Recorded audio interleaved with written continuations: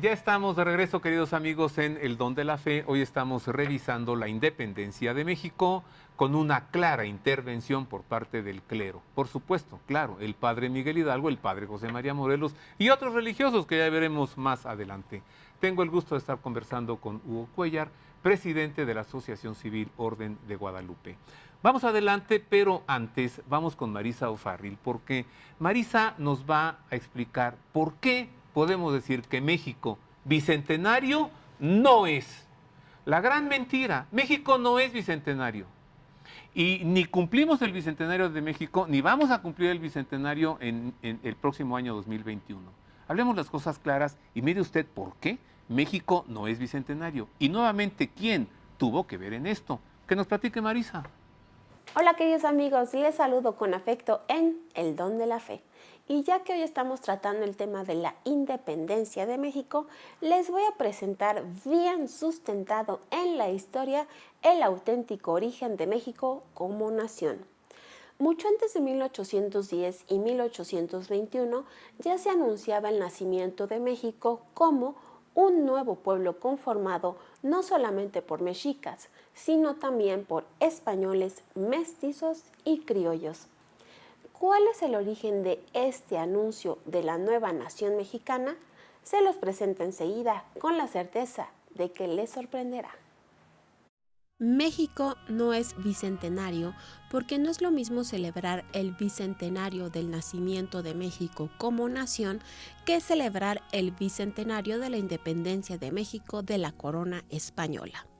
El 16 de septiembre de 1810 es la fecha histórica que marca la soberanía de México, aunque fue hasta el 24 de febrero de 1821 cuando logró establecerse la absoluta independencia de la Nueva España con la promulgación del Plan de Iguala, y hasta el 24 de agosto cuando se consolidó mediante los tratados de Córdoba firmados en Veracruz por Juan O'Donojú y Agustín de Iturbide.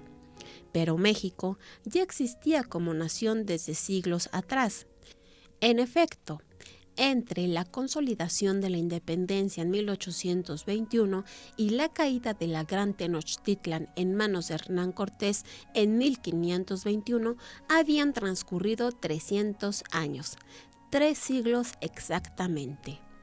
Luego del destronamiento de Moctezuma, el último emperador azteca, los nativos mexicanos se encontraron desposeídos, deshechos, sin patria ni identidad, sin tierra propia, sin suelo, sin nación. Pero 10 años después, en 1531, la Virgen de Guadalupe se apareció 6 veces durante el mes de diciembre y se presentó así al indio Juan Diego Cuauhtlatoatzin. Ten la bondad de enterarte. Por favor, pon en tu corazón, hijito mío, el más amado, que yo soy la perfecta siempre Virgen Santa María, y tengo el privilegio de ser madre del verdaderísimo Dios por quien se vive.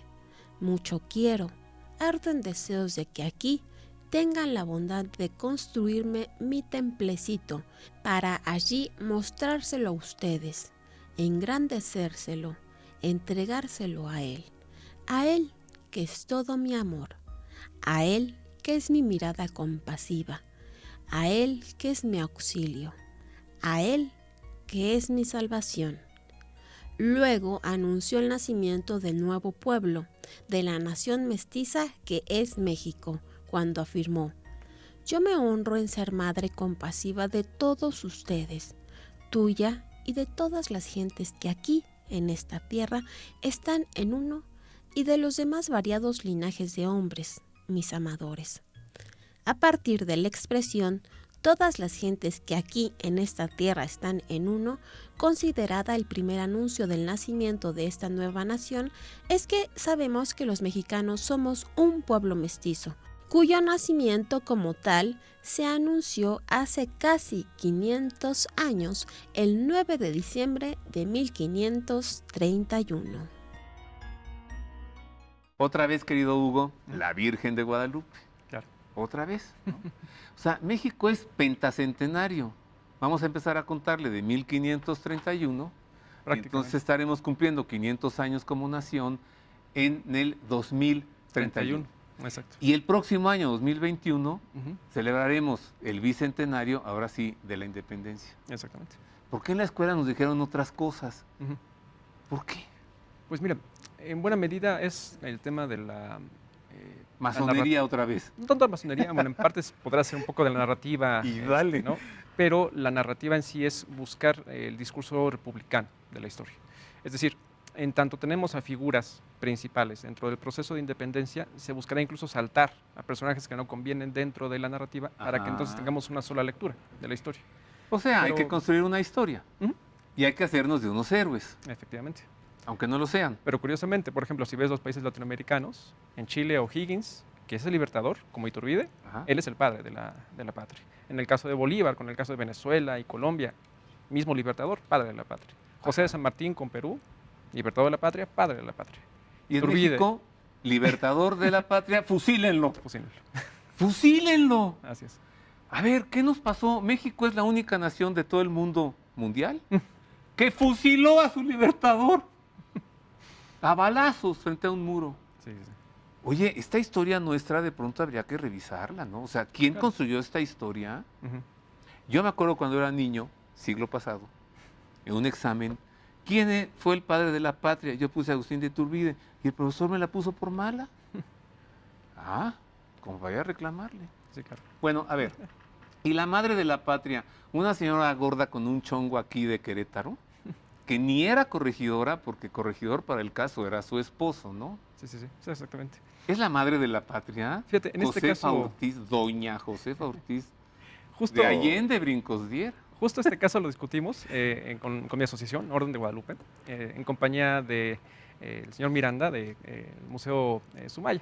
Platicábamos ahí en una pequeña tertulia que tuvimos en redes Ajá. sociales acerca de lo que sería la maternidad de la patria, ¿no? Ajá. Es curioso porque no se le dice el padre, sino la patria, ¿no? O sea, tiene una connotación femenina, sigue Ajá. siendo una madre Ajá. en ese sentido. Sin embargo, ya pensando en los personajes, nosotros evidentemente defendemos la figura de la Virgen de Guadalupe como la verdadera madre de la patria, en función de la identidad tan profunda que simboliza tanto para esa época como en la actualidad. Pero ya pensando en los personajes, pues en ese día se debatió un poco si podría ser Josefa Ortiz de Domínguez o alguien que sería incluso mucho más proactiva que ella, que sería la propia Leona Vicario, por ejemplo, ¿no? ¿O la Güera Rodríguez? Fíjate que ¿qué fue? ¿El día de ayer? Ayer o antier, creo, salió un libro, bueno, presentó un libro la doctora Silvia Rom acerca de la Güera Rodríguez. Desmitifica por completo, ¿sabes? ¿La qué? La desmitifica por completo. Nada de que Ok. fue amante de Iturbide ni de no sé cuánta gente y demás. Ajá. Tuvo 3 matrimonios, etcétera. Es muy interesante la labor de la ¿Tuvo doctora 3 Silvia Rom. matrimonios ella? Sí. O sea, los que se le conocen. Envió. A ver, vamos a avanzar. Mire, Claro. vamos a acercarnos entonces al padre de la patria. Ya luego volveremos a hablar sobre la madre de la patria, ¿no? Conozcamos a Agustín de Iturbide. ¿Quién fue? Y luego yo le preguntaré a Hugo Cuellar por qué se coronó emperador, porque hay quien le acusa de ser un hombre protagónico, ¿no? Que su personalidad lo embriagó de poder y que quiso ser emperador. Vamos a comenzar por ver quién es Agustín de Iturbide. Agustín Cosme Damián de Iturbide y Aramburu nació en la ciudad de Valladolid, hoy Morelia, el 27 de septiembre de 1783. Estudió en el seminario diocesano con la intención de ordenarse sacerdote, pero luego encontró su vocación en la carrera de las armas y en los inicios de la guerra por la independencia de México sirvió en el ejército realista a fin de combatir a los insurgentes. Fue padre de 9 hijos y católico practicante. Durante el trienio masónico liberal que invadió a España con la implementación de la Constitución de Cádiz, fue designado comandante para combatir a Vicente Guerrero, jefe de los rebeldes del sur. Pero de ideología conservadora prefirió pactar con las fuerzas insurgentes y proclamar el Plan de Iguala en febrero de 1821. En agosto logró la firma de los Tratados de Córdoba con el último virrey de la Nueva España, Juan O'Donoghue, y logró consumar la independencia de México el 27 de septiembre de 1821. Fue el primer presidente de México, pues presidió la regencia del primer gobierno provisional mexicano y en mayo de 1822 fue proclamado emperador y coronado 2 meses más tarde con el nombre de Agustín I. En marzo de 1823 se vio obligado a abdicar y autoexiliarse en Italia. Durante su ausencia, el Congreso mexicano, previamente reinstalado por él mismo, lo declaró traidor y enemigo público del Estado, a él y a todo aquel que le prestara ayuda. Iturbide, sin conocer la acusación, regresó a México en julio de 1824 para advertir sobre una conspiración para reconquistar México. Al desembarcar en Tamaulipas, fue arrestado y ejecutado rápidamente en el pueblo de Padilla por un pelotón de fusilamiento. En 1838 sus restos mortales se trasladaron a la Ciudad de México e inhumados con honores en la capilla de San Felipe de Jesús de la Catedral Primada, donde se conservan en una urna de cristal. Aunque Agustín de Iturbide es el libertador de México, no se encuentra en todo el país un solo monumento que lo reconozca y ninguna calle lleva su nombre a fin de honrar su memoria. Así que entonces hay que agradecerle a Iturbide las tres garantías: religión, Independencia y unión. y los chiles en nogada. Los chiles en nogada. Hay que agradecérselos, ¿no? Sí, sí, sí. Bueno, a ver. Una señora en Querétaro, su esposo descubre una conspiración en Querétaro contra la corona española, la independencia, la encierra en su recámara y le dice: "Ay, ahora te callas". Y ella zapatea, ¿no? Ujú. Y entonces ya se descubrió la conspiración y no sé qué. Sí, pero te vas a Querétaro y te cuentan otras cosas. Dicen, esta señora ni era gorda, ni tenía un chongo, ni era fea, era guapísima y usaba unos escotazos y andaba con el capitán Ignacio Allende. Y el esposo la descubre, la encierra diciéndole lo que es, y ella le manda un documento a Allende diciéndole: ya nos descubrieron. Allende, que no pensaba en amoríos, sino en la independencia, dice: se descubrió la conspiración de Querétaro, ¡a las armas! ¿Fue así o no? No necesariamente. O sea, de alguna manera, sí le llega el mensaje a la corregidora Josefa Ortiz de que ya existe un plan para apresar a los conspiradores. En este caso, pues a los que estaban como Miguel Domínguez, como el propio Allende, Hidalgo, etc. En ese contexto, sí se mitifica un poco con respecto a una posible relación entre Josefa Ortiz y Allende, lo mismo que hacen para mitificar a la Güera Rodríguez con Iturbide, por ejemplo, ¿no? Tal vez para poner un poquito más de sabor a la historia. O a la India Bonita con Maximiliano. Exactamente. Si a Sí, esto sí. no le pones historia de amor, la historia no avanza. Efectivamente. No, pero bueno, creo yo sí hay que ser como muy respetuosos también de la imagen de estas mujeres, ¿no? Que de alguna manera no tuvieron ese tipo de interacción y que su interacción fue muchísimo más importante y simbólica que de lo que pues, se puede dar como lectura de esta manera arrebatada, por así decirlo. Pero bueno, pensando precisamente en esto de Josefa Ortiz, pues les da la noticia, les avisa de que ya está descubierta la conspiración y en ese momento es cuando se comienza ya con una labor pues de convocatoria, de insurgencia propiamente. Y Miguel Hidalgo, ante la indecisión de Aldama y de Allende para formar pues un ejército, para tener algo mucho más organizado, convoca a la milicia, convoca en este caso al pueblo, ¿no? Y es que se da esta arenga, ¿no? en la noche del 16. En la fiesta de la Virgen Nuestra Señora de los Dolores, Ujú. patrona de Dolores Hidalgo. Efectivamente. O sea, se los agarró medio alegres, ¿no? Bueno, de alguna En manera, la fiesta. aparte de alegres, también lo menciona el doctor Rejón Peredo, que de acuerdo a un escrito que hay, un testimonio del propio Aldama, había de por medio pues una cantidad en pago, ¿no? de dinero. Es decir, la gente también iba pues con la posibilidad de tener un pequeño ingreso, pero lo lamentable es que fue gente completamente desorganizada, que no tuvo esta posibilidad de conformarse como un ejército y que por culpa de ello se cometieron una gran cantidad de atropellos, ¿no? Atropellos como el de la Alhóndiga de Granaditas, que hoy en día incluso en los libros de texto se festeja como un logro de parte de los insurgentes, pero donde se alojaban inocentes, mujeres y niños que fueron masacrados. Que el propio Riaño, que era amigo de Hidalgo, le decía: ya, hasta aquí que se detenga, ya no va a haber nada, aquí nada más estamos refugiados. O sea, Hidalgo era medio salvaje, ¿eh? Pues es que creo que le ganó un poco el ímpetu de las circunstancias, ¿no? ¿Es cierto que Morelos le detuvo la mano para que arrasara la Ciudad de México?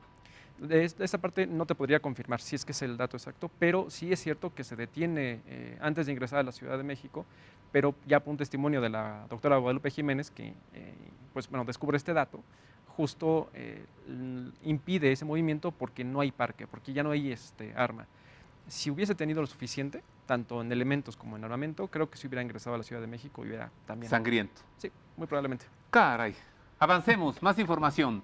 Conozcamos más de el libertador de México que fue fusilado por sus mexicanos, por sus liberados, los inicios de Agustín de Iturbide. Miren. El emperador de México, Agustín de Iturbide, nació en Valladolid, actual Morelia, en 1783. Fue un criollo hijo de José Joaquín de Iturbide, originario de Villa de Peralta, Navarra, España, y de María Josefa de Aramburu, proveniente de una noble familia de Navarra y Vizcaya. Tras cursar estudios en el seminario de su ciudad natal, ingresó al ejército realista a la edad de 14 años en 1797. A los 22 se casó con Ana María Huarte, con quien tuvo 6 hijos. En 1810 se negó a participar en la insurrección convocada por Miguel Hidalgo y defendió la ciudad de Valladolid contra la insurgencia, acción que le valió el ascenso a capitán y la misión de combatir a las guerrillas. Capturó a Albino Liceaga y a Ignacio López Rayón, quien tras la muerte de Hidalgo en 1811 se convirtió en líder de la insurgencia. Fue ascendido a coronel y luego recibió el nombramiento de comandante general de la provincia de Guanajuato. Con la ejecución del sucesor de López Rayón, José María Morelos, en 1815, la sublevación independentista pareció sofocada, aunque solo quedaba como dirigente Vicente Guerrero en el sur del país. En 1820, el virrey Juan Ruiz de Apodaca nombró a Iturbide comandante general del Ejército del Sur y le encomendó la tarea de someter a las tropas de Vicente Guerrero. Pero al comprender que no conseguiría derrotarlo, se alió con él y juntos presentaron el 24 de febrero de 1821 el Plan de Iguala, sustentado en 3 principios: independencia de México, igualdad de derechos para españoles y criollos y la fe de la Iglesia. El ejército trigarante de Iturbide logró dominar todo el territorio hasta provocar que el virrey Juan O'Donoghue firmara el Tratado de Córdoba el 24 de agosto de 1821, por el que reconocía la independencia de México. 3 días después, Iturbide entró triunfalmente en la Ciudad de México y al día siguiente proclamó la independencia al frente de una regencia con poderes ejecutivos. Entonces, nos hablaste de España, Ajá. ya nos hablaste de la conspiración de Querétaro, y mientras tanto, ¿qué hay de Hidalgo y Morelos? Pues bueno, para hacer una pequeña acotación nada más, ¿Sí? Lo que te decía de las abdicaciones de Bayona, no le pasa la corona nuevamente Carlos IV a su hijo, sino directamente Carlos IV a Napoleón. Una pequeña corrección ahí que yo me había confundido. Pero bueno, pensando en ese contexto es que se desató todo este tema de la conspiración de Valladolid, en un principio en 1808 y en 1810 la conspiración de Querétaro, precisamente por la ausencia del rey. Había necesidad de que alguien gobernara, de que alguien tuviera pues esa administración de la soberanía. Y de ahí comienza una ideología en torno a que el pueblo sería el soberano en ausencia del rey. Y eso, ya de alguna manera, ideológicamente hablando, desata una serie de consecuencias que con Morelos ya se considerará como el criterio de la independencia. Él sí hablará de independencia, él sí rechazará incluso a Fernando VII, ya no lo reconocerá como rey, a diferencia, por ejemplo, de lo que ocurre con Rayón. Y de ahí es que yo parto de que existen como 2 escuelas de lo que sería la insurgencia de aquella época. A ver. Por un lado sería Allende, que también buscaba la representatividad del rey, respetar al rey Fernando VII, y seguirá esa misma línea la siguiente generación, que será Ignacio López Rayón. En elementos constitucionales lo comenta. Por otra parte, Hidalgo, él tendrá algunos testimonios de la búsqueda de independencia. Sí lo llega a mencionar en algunos detalles, aunque nunca lo hace en arenga, ¿no? Pero Claro. Morelos le dará continuidad a esa propuesta. Entonces serán esas 2 líneas las que van, digamos que debatiéndose. Esa más la que nos contaron en la escuela, Exacto. que fue Sí, sí. una de esas 2 o la que el profesor se inventó. Claro. Mire, es un hecho que Miguel Hidalgo nunca dijo mueran los gachupines y esas cosas, ¿no? Es cierto que él gritó, ¡viva el rey Fernando VII! ¡Viva España! ¿Es cierto? Justo, no tanto viva España, él buscaba que hubiese un gobierno justo, por eso decía, muera el mal gobierno, Ajá. eso está corroborado, pero el viva Fernando VII, ya por las investigaciones del doctor Ah. Rejón Peredo, menciona precisamente, no hay esa propuesta en arenga, pero sí existe una proclama que menciona ese detalle de la necesidad de representatividad del De rey. representatividad. Bueno, Sí, sí. lo que es muy bonito de este grito, a ver si lo recuperamos, es muera el mal gobierno. Claro. Digo, año con año, ¿no? Voy a hacer una pausa. Es breve, regreso para conocer lo que sucede después de la independencia de México. Viene el primer imperio, viene Agustín I, y luego, ¿qué ocurre? Una pausa, volvemos con esto y con más.